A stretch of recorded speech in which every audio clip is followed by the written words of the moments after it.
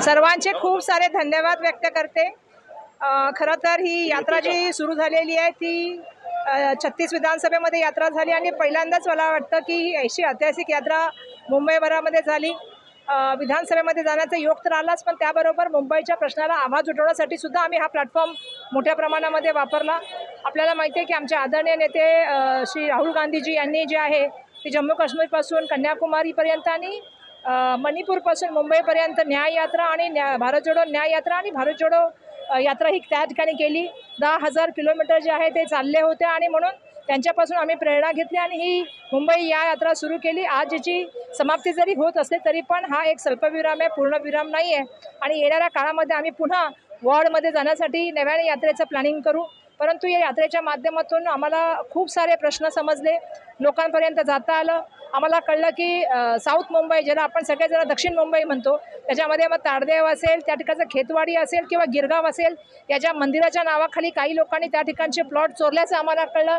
त्यांना त्या ठिकाणी मंदिर बांधण्यासाठी पर्यायी जागा पण दिली नाही आणि त्या ठिकाणी खूप साऱ्या गोष्टीचा भ्रष्टाचार मोठ्या प्रमाणात त्यांचा FSI सुद्धा वापरला गेला बिल्डरांच्या माध्यमातून आणि आपण बघतोय मोठ्या प्रमाणामध्ये बिल्डरांचं आणि लाडक्या मित्रांचं वातावरण आहे।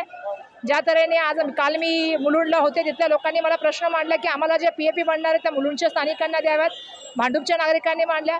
त्याच तऱ्हेने कुर्ला असेल, कांजूरमार्ग असेल, या सगळ्यांचं म्हणणं आहे की ह्या ज्या सॉल्ट प्लांट लँड असतील किंवा मोठ्या मोठ्या डेअरीची एका ठिकाणी कुर्ल्याचे आमदार सांगतात की असं तऱ्हेने झालेलं आहे की त्याला स्टे दिलेलं आहे, पण आम्ही बघतोय की त्याला कुठलाही स्टे दिलेला नाही। आता त्यातल्या वसाईत राहणाऱ्या लोकांना सुद्धा शिफ्टिंगच्या गोष्टी बोलत आहेत।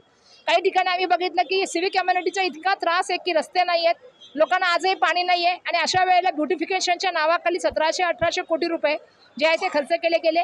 उद्या या संदर्भामध्ये सविस्तर अशी आपल्याला जी आहे ती पत्रकार परिषद आदरणीय सचिन सावंत साहेब आणि युवराजजी आणि सुरेश राजहंसजी उद्या घेतील आणि आम्ही या यात्रेच्या माध्यमातून जो आम्ही जे प्रश्न बघितले आम्ही ते पुढे घेऊन जाणार आहोत।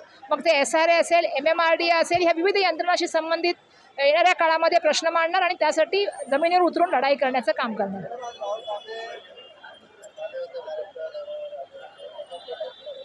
नाही, खूपच छान दौरा झाला त्यांचा, कारण मी बघितला सांगलीचा कार्यक्रम खूप मोठा प्रशस्त कार्यक्रम होता आणि त्याच्यामध्ये त्यांनी जे आहे ते आमचे स्वर्गीय पतंगराव कदम साहेब माहिती आहे मला आमच्याबरोबर ज्यांच्या मंत्रिमंडळात आम्हाला सुद्धा म्हणजे त्यांच्याबरोबर काम करण्याची संधी मिळाली होती आणि त्यांचं जे आहे तो पूर्णाकृती पुतळ्याचं आज अनावरण होतं।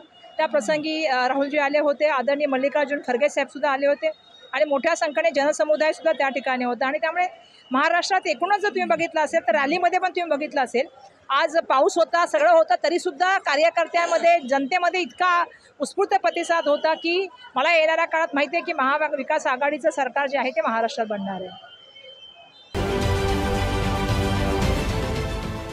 देश विदेशातील प्रत्येक घडामोडींचे लाईव्ह अपडेट मिळवण्यासाठी आता साम टीव्हीच्या सर्व सोशल मीडिया प्लॅटफॉर्मला लाईक, फॉलो आणि सबस्क्राईब करा। तसंच सर्व नोटिफिकेशनसाठी बेल आयकॉन प्रेस करायला विसरू नका।